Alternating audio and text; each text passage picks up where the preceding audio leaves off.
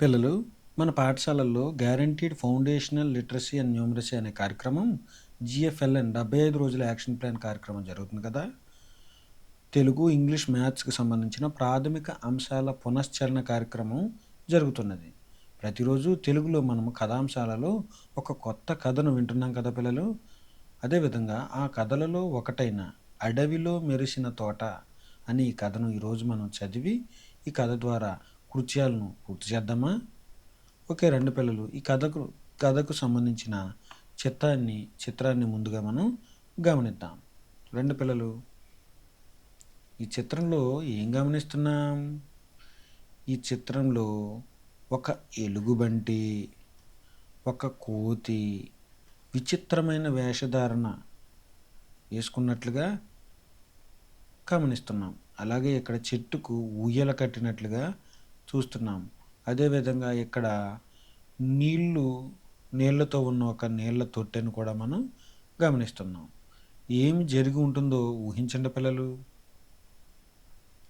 Okay, ఇప్పుడు ఈ సన్నివేశం వెనుక ఏం జరిగి ఉంటుందో తెలుసుకోవటానికి మనం కథలోనికి వెళ్ళిపోదాం.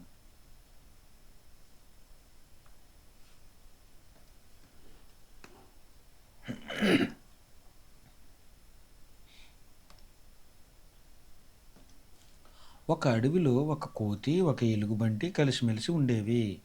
ఒకరోజు వాటికి పక్కనే ఉన్న నగరానికి వెళ్ళాలనిపించింది.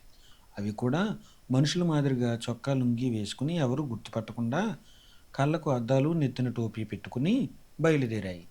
ఒకచోట ఒక పెద్ద తోట కనబడింది. అక్కడ పిల్లల గుంపులుగా ఉన్నారు.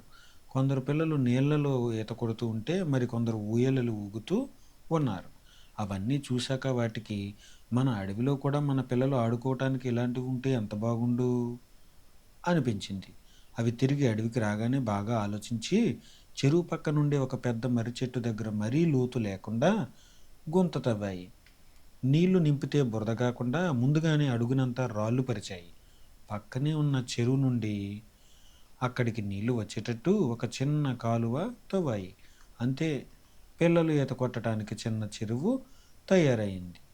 మర్రి చెట్టు ఓడలు పక్కపక్కనే ఉన్న వాటికి కింద చెక్క పలకలను గట్టిగా కట్టాయి.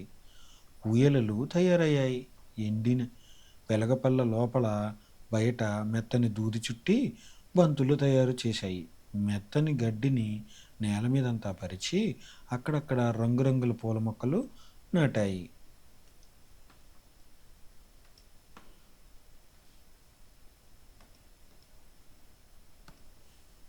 అంతే, చూడచక్కనైన తోట తయారైంది. అయితే పిల్లలు, మీరు కూడా ఆ తోటలో జంతువులు ఆడుకోవటానికి ఇంకా ఏమేమి ఉంటే బాగుంటుందో వాటిని ఎలా తయారు చేయాలో ఆలోచించి ఉపాధ్యాయులకు చెప్పండి.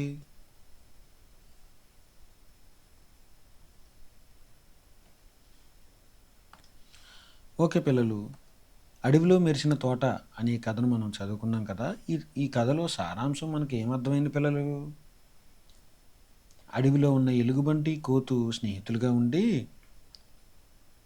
అవి కూడా చక్కగా ఆడుకోవాలి అనే ఉద్దేశంతో వాటి పిల్లలు కూడా ఆ పట్టణ ప్రాంతాల్లో, గ్రామీణ ప్రాంతాల్లో అక్కడ పిల్లలు ఏ విధంగా అయితే చక్కగా ఉయ్యాలూగుతూ ఆడుకుంటున్నారో వీటి పిల్లలు కూడా ఆ విధంగా ఆడుకోవాలని ఇవి కూడా నీళ్ల తొట్టెను తయారు చేసి తమ పిల్లల కోసం ఇవి చక్కని ఆట స్థలాన్ని పూల మొక్కలతో చక్కగా తయారు చేసినట్లుగా మనం చూస్తున్నాం.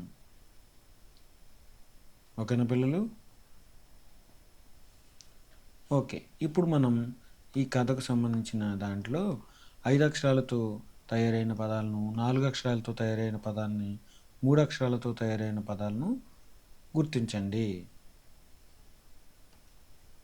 తిరిగి 3 అక్షరాల పదం, అడవికి 4 అక్షరాల పదం, ఆలోచించి 4 అక్షరాల పదం, అడవిలో 4 అక్షరాల పదం, మనుషుల 4 అక్షరాల పదం, ఎలుగుబంటి 5 అక్షరాల పదం, కలిసిమెలిసి 6 అక్షరాల పదం.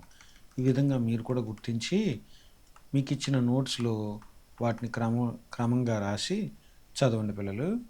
ఓకే.